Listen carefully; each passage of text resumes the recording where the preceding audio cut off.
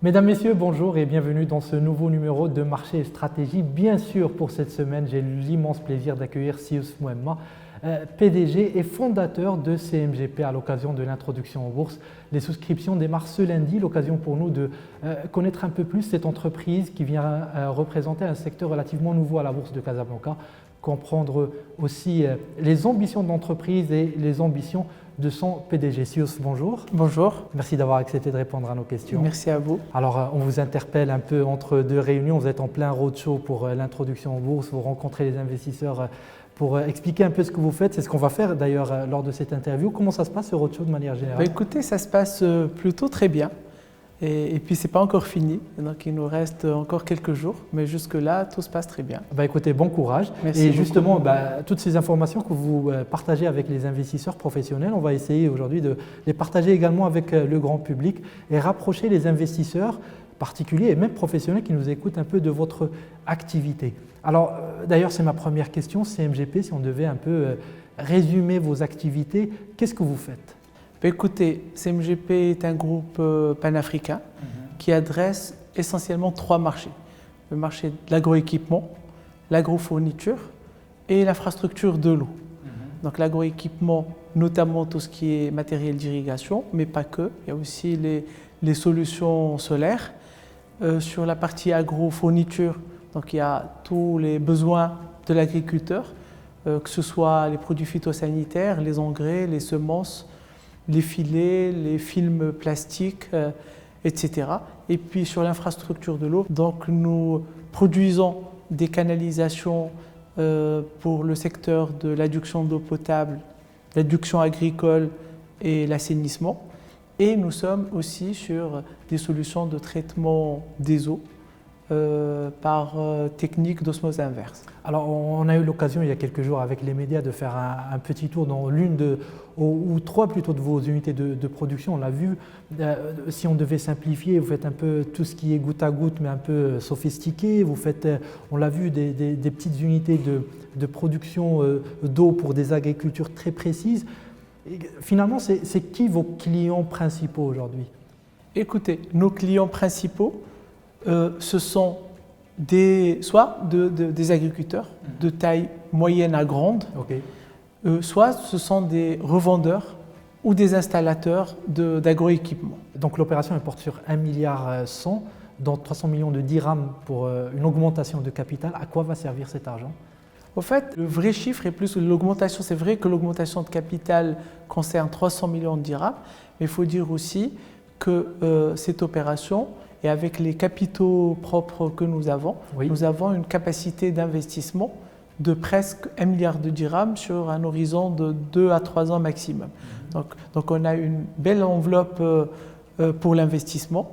Nous comptons la consacrer à l'augmentation de nos capacités industrielles, parce que vous l'avez bien vu, vous avez visité nos sites de production. D'ailleurs, pour l'anecdote, la première société du groupe est une société industrielle qui produisait les rampes d'irrigation. Et l'intégration industrielle est au cœur de notre stratégie de développement. Et puis aussi par la croissance externe. Pendant les 5 dernières années, nous en avons fait 4. Des opérations qu'on a menées avec succès, dont une très importante en 2021 avec le rapprochement qui s'est fait avec le comptoir agricole du Souss. Et en 2021, cette opération nous avait permis de doubler de taille. Et donc, l'objectif aussi à l'avenir est de faire des opérations comme celle-ci, notamment soit sur nos nouveaux métiers qui sont en pleine croissance. Lesquels? Le solaire, le traitement des eaux, mais aussi des business lines sur lesquels on n'a pas la taille ou la part de marché qu'on a traditionnellement sur les business lines. À chaque fois, notre objectif est d'être leader, numéro 1. Il y en a certaines où on a une petite part de marché et nous voudrions compenser ça par la croissance externe. Très bien. Et on voudrait aussi accélérer la croissance interne, la croissance organique. On a le solaire et le traitement des eaux aujourd'hui se développent grâce à cette croissance et nous continuons d'y mettre les moyens pour l'accélérer. Alors vous avez commencé par me dire que vous êtes un groupe panafricain, donc vous êtes présent dans d'autres pays d'Afrique. Comment se fait cette présence, et qu'est-ce que vous faites dans ces pays-là? On adresse l'Afrique de différentes façons, avec une présence directe. Aujourd'hui, on est sur 4 pays, le Sénégal, la Côte d'Ivoire, la Mauritanie et le Ghana. On a commencé par être au Sénégal depuis 2020, en ayant notre filiale. On a commencé par être un distributeur et un installateur de matériel d'irrigation, donc un peu notre cœur de métier historique. Et au fur et à mesure, nous déployons notre business model de one-stop shop où nous offrons aux agriculteurs toute la gamme de produits et de services. Vous reproduisez un peu le modèle marocain? Nous le reproduisons de façon progressive. Donc le Sénégal, c'est là où on est un peu plus en avance, on a l'offre la plus globale.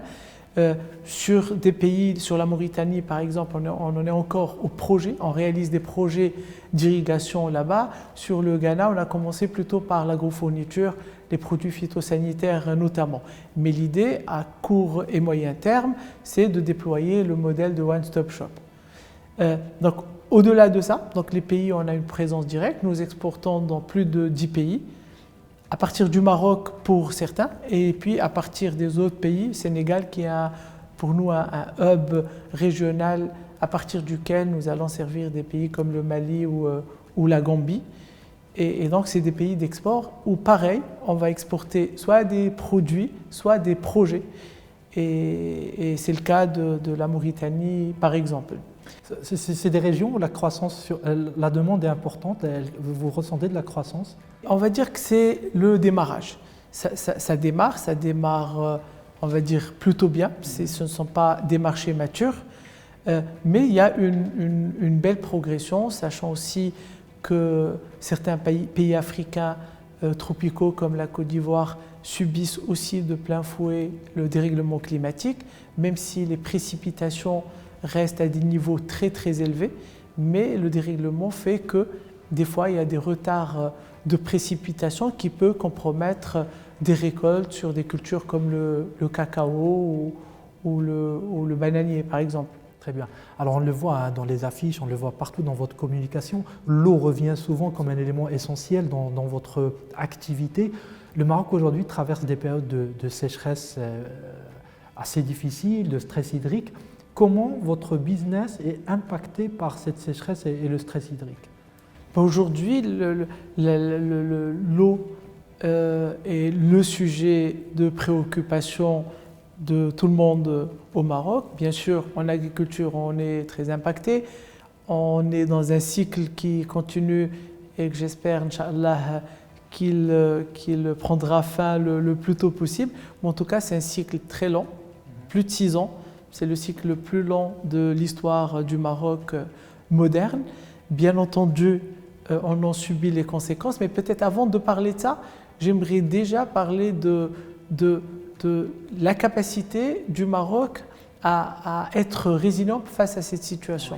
On a tous pu observer qu'on n'a pas manqué d'eau potable. Bien entendu, il y a eu quelques soucis ici et là, mais face à cette situation de catastrophe naturelle quasiment, la vérité c'est qu'on s'en sort très bien. De la même manière, je ne pense pas que les étals de nos marchés et souks ont manqué de produits. Certaines cultures ont manqué de façon ponctuelle. C'est vrai qu'il y a eu une augmentation de prix, une inflation significative, mais on n'a pas manqué de produits. Et tout ça, c'est grâce aux politiques, aux stratégies nationales qui sont visionnaires. Il faut le reconnaître. Et notre secteur a pu bénéficier aussi de cette résilience-là. Maintenant, ce que je voudrais expliquer, c'est que notre groupe, si on est dans le domaine agricole, on s'adresse plutôt à l'agriculture moderne. Et par opposition, on va dire, à l'agriculture bourre qui, elle, est impactée de façon brutale par les précipitations. Vous le savez bien, la production de céréales, par exemple, elle peut baisser, d'ailleurs c'était le cas, de 110 millions à peu près à moins de 30 millions d'une année à l'autre. Et donc, c'est assez brutal parce qu'elles dépendent directement des pluies. L'agriculture que nous adressons, nous, ce sont des cultures à forte valeur ajoutée. Ce sont des cultures qui sont irriguées. Ils sont irrigués par des eaux souterraines, mais surtout par les eaux de barrage. Le peu d'eau aujourd'hui que les barrages consacrent à l'agriculture servent à alimenter les marchés marocains.